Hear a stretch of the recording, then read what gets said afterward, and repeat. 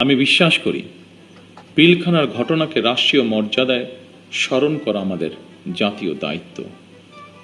25 ও 26শে ফেব্রুয়ারি ঘটনাকে ইতিহাসে রাষ্ট্রীয় মর্যাদা না দিলে ভবিষ্যৎ প্রজন্ম আমাদেরকে হয়তো ক্ষমা করবে না। তাই সেনাবাহিনীও আপনাদের সঙ্গে আলোচনা করে 25 এবং 26শে ফেব্রুয়ারি স্মৃতিকে অম্লান করে রাখতে বর্তমান সরকার ইনশাল্লাহ কাজ করবে।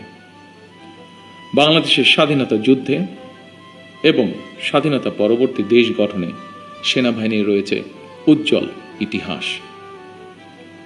সেনাবাহিনী আমাদের সার্বভৌমত্বের প্রতীক। আমি মনে করি পিলখানার এই মর্মান্তিক ঘটনা ছিল আমাদের সার্বভৌমত্বকে নস্যাৎ করার একটি অপপ্রয়াস। পিলখানার ঘটনার পরিক্রমায় আমাদের জাতীয় নিরাপত্তার কাঠামোর দুর্বলতা ফুটে উঠেছে।